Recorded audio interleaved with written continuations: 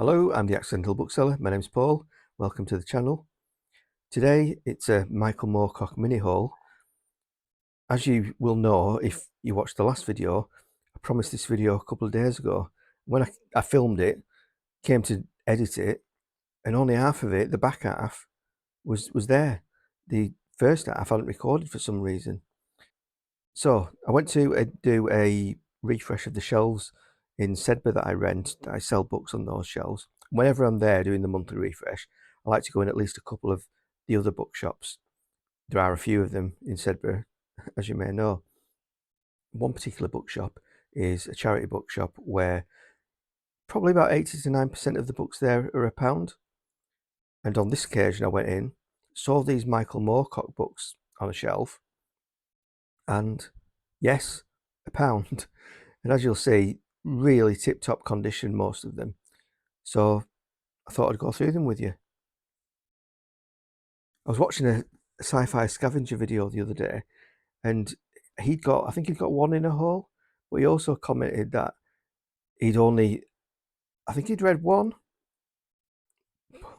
I think there's quite a few people who have Michael Moorcock books who haven't read them yet. I'm one of them. I'm one of the guilty parties, but hopefully with these, and some of them are in a set that follow on as well, I'll finally give him a go.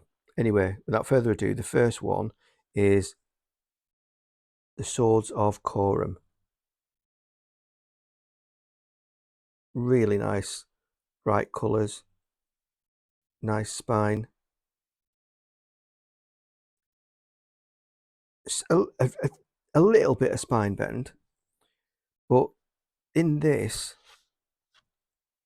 they've got a list of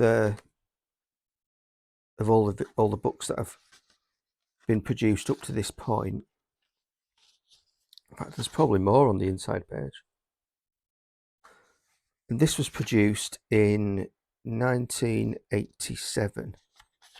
So by 1987, all those books had come out. And this is a compendium of the first 3 books in the Books of Coram series: Knight of the Swords, Queen of the Swords, King of the Swords.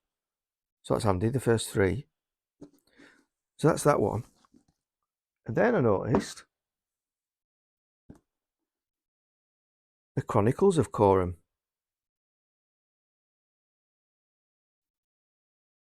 Again, really nice spine.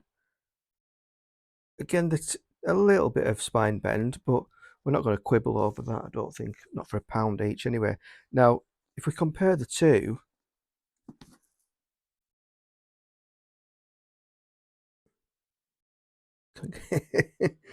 so obviously this one's lighter, and it looks as though it's got a little bit of light fading, but unless they're actually like that on the shelf, attracting light, I don't know how it would occur. But anyway, I can live with that.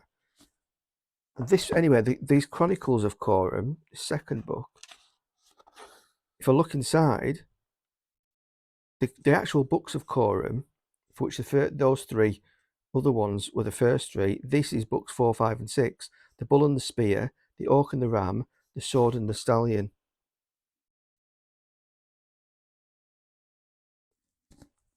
We'll go back to this first one and say, the gods themselves feel fear.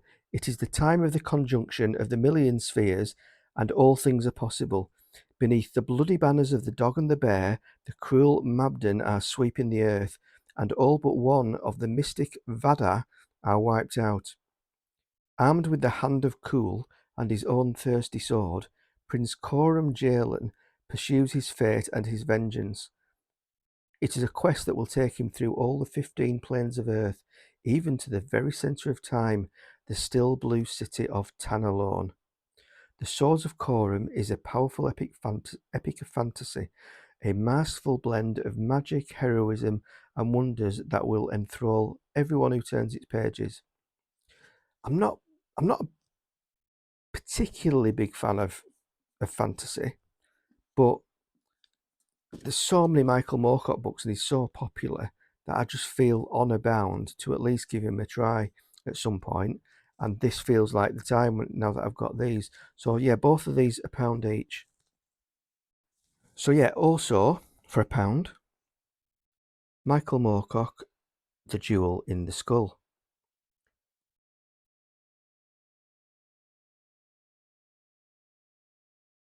I mean, this is absolutely tip-top condition. Tip-top. This is the first volume in the history of the rune staff. Dorian Hawkmoon, the rune staff and the black jewel. Dorian Hawkmoon, Dorian Hawkmoon, late the Duke of Culm, falls under the power of the rune staff, a mysterious artifact more ancient than time itself. His destiny, shaped by a vengeful oath sworn by the maddened Baron Meladius of the Dark Empire, pits Hawkmoon in battle against his own allies and forces him by the black jewel embedded in his skull to betray his very heritage. So that's book one in this particular series, The History of the Rune Staff. And as luck would have it, book two. Try and get that without the light on. See that?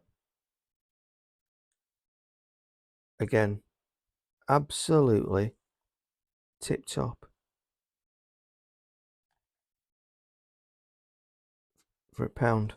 I'm not going to read the back of that, obviously, because it's the second part. But the Mad God's Amulet.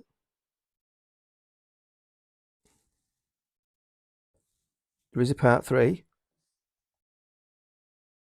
The Sword of the Dawn. Really nice covers.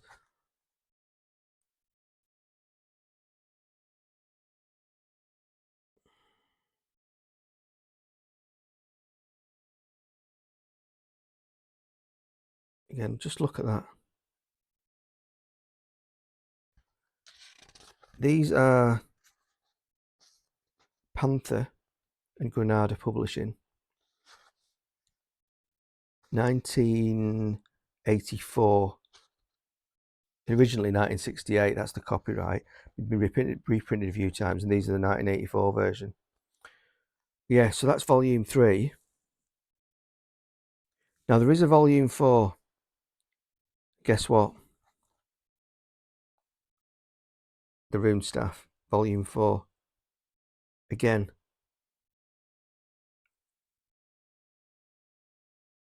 So this is like, it's 41 years old, and this can't have left someone's shelf in 41 years, and they must have read it so carefully, which I'm obviously very grateful for. This has been cherished, not just not read very much, but you don't get books like that in that condition without a degree of cherishing going on. So that's all 4 volumes of the Rune Staff. We'll just check, and yes, in here there are only 4 volumes. So that's all 4 of those. So that's a bonus, obviously. And then, so this one, The Warlord of the Air. And this is the first volume in the Oswald Bastable trilogy. Again, really nice condition.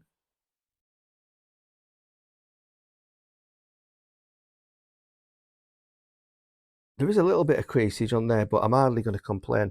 Again, another £1. All these Michael Moorcocks, £1 each.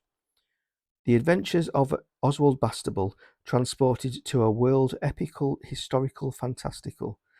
This is the amazing story of Captain Oswald Bastable, late of the 53rd Lancers, stowaway, opium addict, and time traveller extraordinaire. Beginning in Nepal in 1903, Bastable is jettisoned into a brave new world 70 years in the future, where the British Empire is stronger than ever.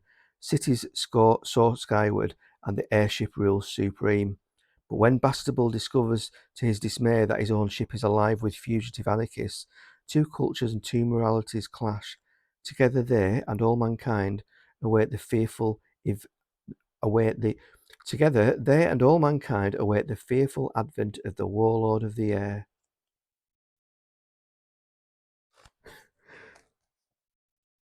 The mind boggles.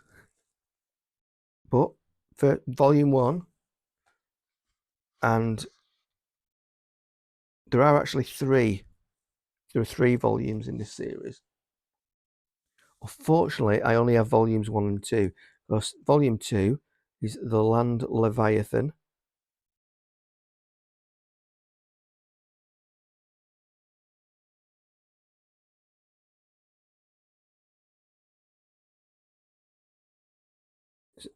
Is there a little bit of, I mean, the faintest of creasage is there, but it's all fine. It's, again, really nice condition.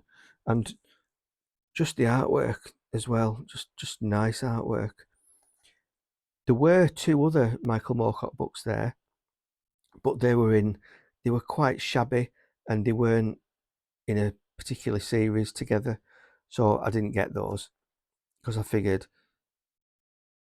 if I get through these, like them, and I'm looking to get some more, likely as not I can get them in better condition than the other 2 that were there. I think one had, there was like the whole back of that one, it was like a rip off the back, so it was, yeah, quite shabby. But these ones, £1 each. So while I was in Sedbergh doing my refresh, getting those Michael Moorcock books, I went to Westwood Books as well. It's about 300 or 400 yards away, in a converted cinema, 2 floors, probably 10% are new books, 90% secondhand, all manner of genres that you can think of. And I picked up 2 books. This first one I'm chuffed with. Splinter of the Mind's Eye, Star Wars book. It came in this plastic wrap.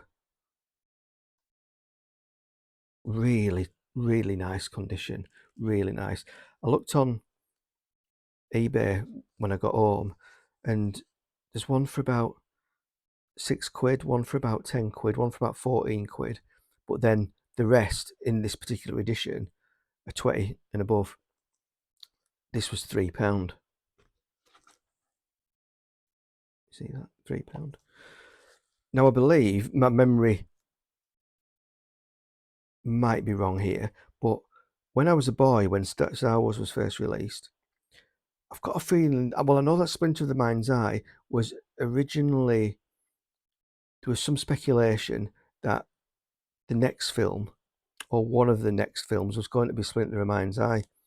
So I'm curious to read it and see what it's like. I've never read a Star Wars book before, but as soon as I saw it, I thought, I've got to have that, especially with the condition as well, for £3.